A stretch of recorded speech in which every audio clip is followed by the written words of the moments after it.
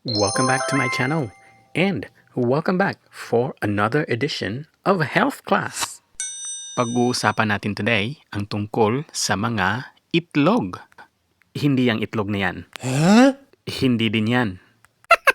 At lalong hindi din yan.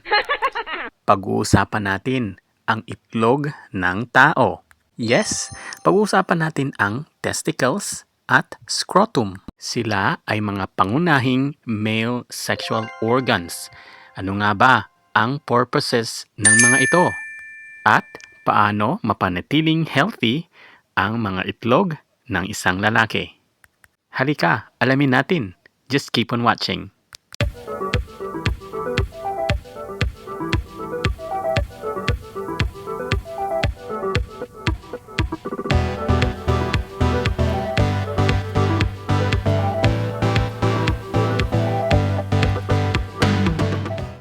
My name is Ryan, and I'm specializing in diabetes, men's sexual health, alcohol and drugs, primary care, and alternative medicine. Ang testicles, also known as testes, ay may oval shape. Sila ay located inside the scrotum. At ang size naman nito is about the same size ng dalawang large olives.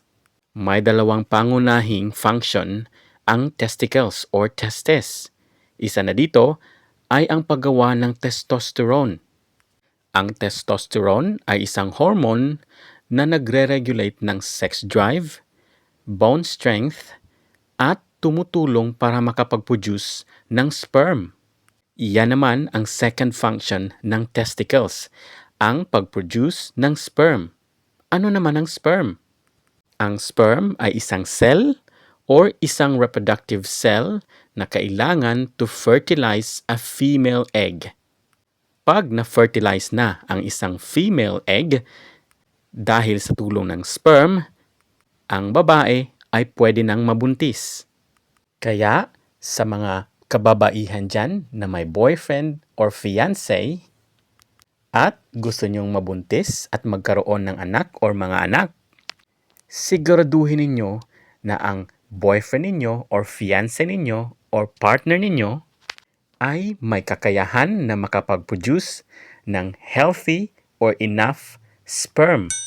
Kasi may mga kalalakihan na may low sperm count.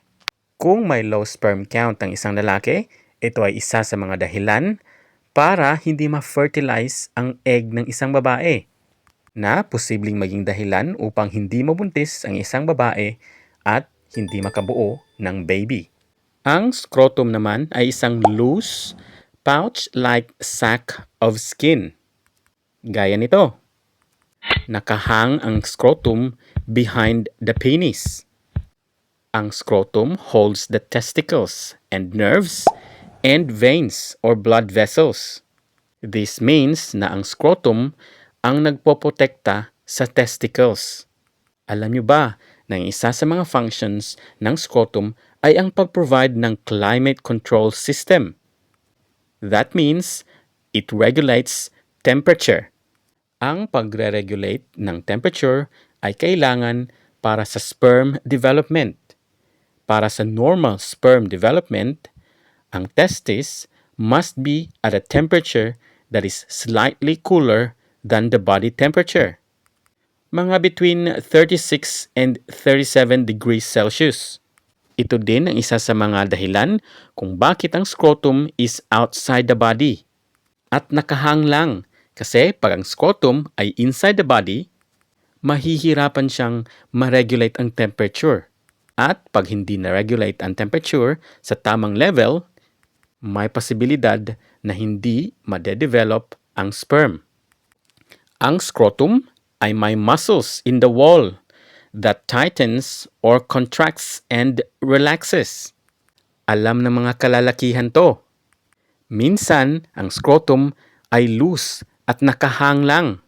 Minsan naman, ang mga scrotum ay nakakontract or hindi nakahang, lumalapit sa katawan or lumalayo sa katawan or nakahang. Ang scrotum ay nakakontract or lumalapit sa katawan to move the testicles closer to the body for warmth and protection.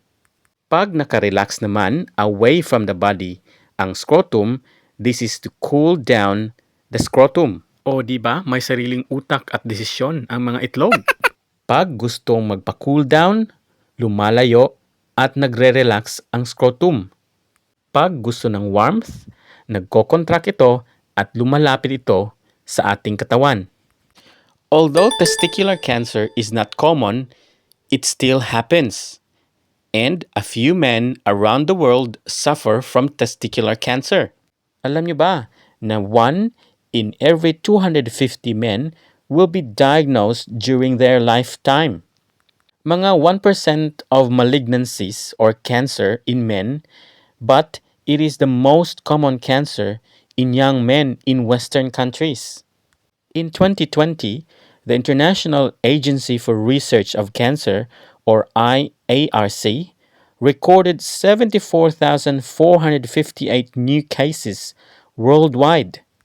So, napaka-importante para gawin ang self-examination of testis. It is equally important as breast self-examination for females. O sa mga kalalakihan dyan, alam nyo ba kung paano gawin ang self-examination of testis? Kailangan itong gawin para malaman nyo kung may mga bukol ba inside your scrotum. Madali lang yan. Just follow the 4 steps na i-discuss ko sa inyo ngayon. Tingnan nyo lang ang picture sa screen while I'm going through with you the steps of self-examination of testis. First is check 1 testicle at a time. Do this test monthly.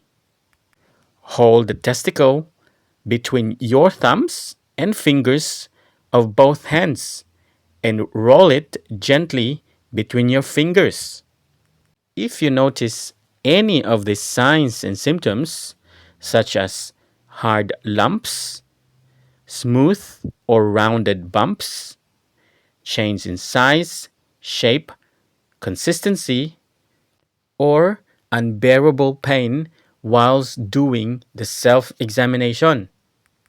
Pag naka-experience kayo ng mga signs and symptoms na nabanggit ko, or if you are really concerned about your testis or scrotum, ang step number 4 na ang gagawin ninyo, which is to consult your doctor if any abnormalities are detected.